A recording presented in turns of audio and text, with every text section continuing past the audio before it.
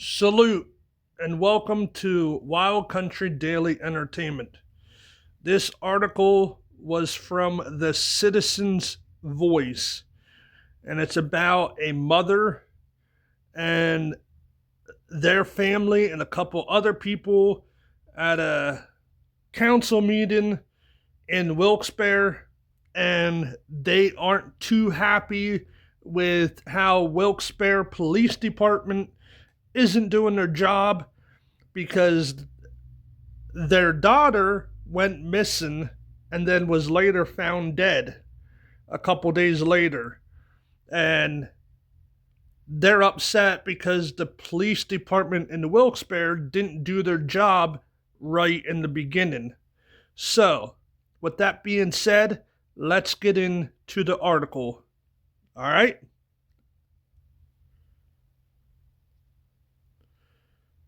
Now, criticism of Wilkes-Barre police procedure continues after teen's death.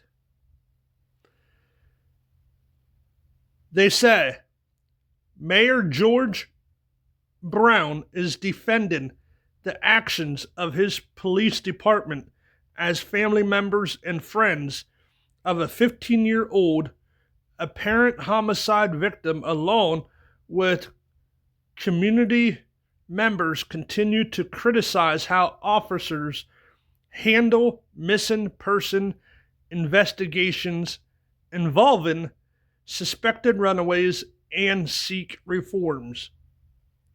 Now, I'm not comparing this to the Nancy Guthrie case, but here's another circumstance where the original authorities that are involved in handling the case doesn't get handled very well. Now, they go on to say, although authorities have yet to confirm the identity of a body found near a garage on Thayer Street in South Wilkes-Barre on Saturday, they say family members of Naya, who turned 15 on January 26, said Wednesday they had been informed the remains were in fact hers. So they go on to say investigators had issued a missing person alert for Clark on the police department Facebook page on January 23rd.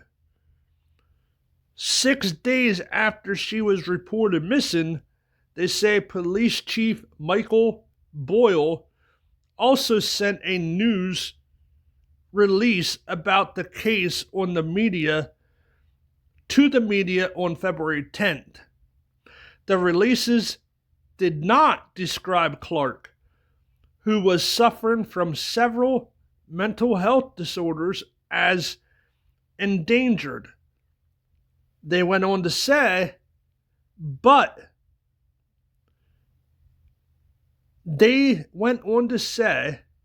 she was deaf and typically wore hearing aids. They said there had also been multiple sightings of her in the area, according to one of the releases.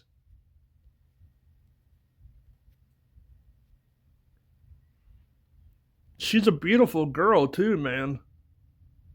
So for somebody to do that to this innocent girl is sick in the head. And the family has every right to be outraged if the authorities didn't do their job well. Now, they go on to say Amira Woods, Clark's adoptive mother, said at a rally outside the police department on Wednesday that there was no urgency from the police department when she reported her daughter missing because they labeled her as a runaway. They go on to say she expanded on those comments in a statement to the Citizens' Voice on Thursday morning. They say at Thursday night's city council meeting, 2 community members spoke about the case during a public comment period, and family members and others shouted their thoughts after the meeting was adjourned.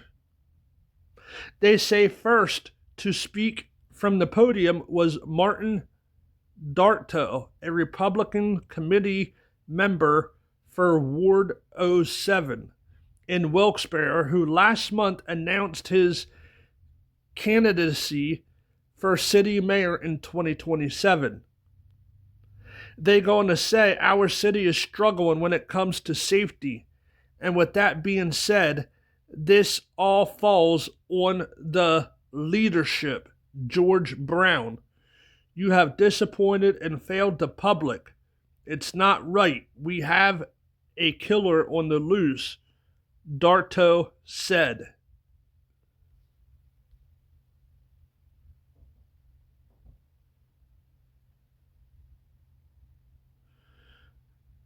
They go on to say Darto said there was no quick response from police when Clark was reported missing on January 17th. They say he asked if any city officials reached out to Clark's family, then specifically asked the questions of Brown.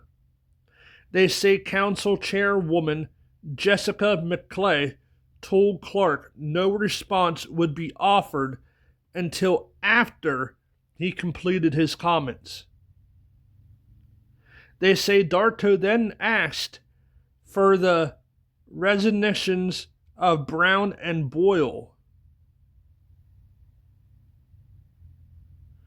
They say Melanie Magorowski of Drums said she was speaking as an educator at an alternative school who has students from Wilkes-Barre in her jurisdiction, as well as a person that has been in a position that Layla may have gotten into when I was young, referring to Clark by her nickname.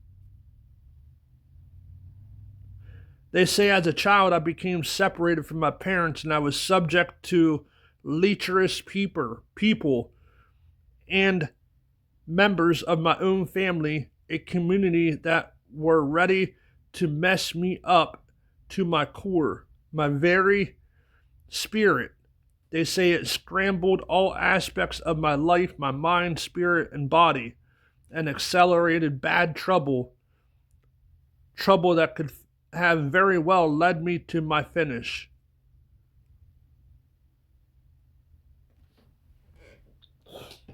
They say, despite her troubled childhood,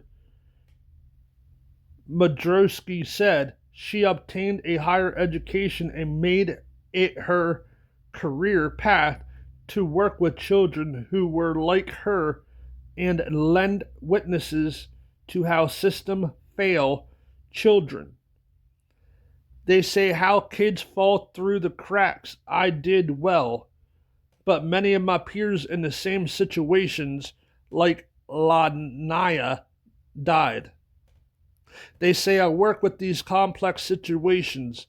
I see the runaway children every day. Magrowski said, they say I know, deep down, not everybody takes their rules seriously. And that's where everybody else in the community comes in place.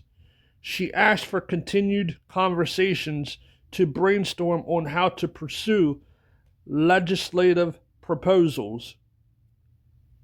So now, I'm going to leave the rest of this link into the description down below. If you guys want to read over it, you guys can. Leave your thoughts and comments on, do you think they have every right to be outraged? I think they do. If the police department didn't do their job correctly and they didn't act as fast as they should have, yeah, they have every right to be outraged. And some of the officers need to resign if that's the case. We got way too many corrupt departments out there. This ain't the only corrupt department. And these corrupt departments need to resign their corrupt officers. But when will that be done? Will it be done in our future or later down the road? Let that sink in.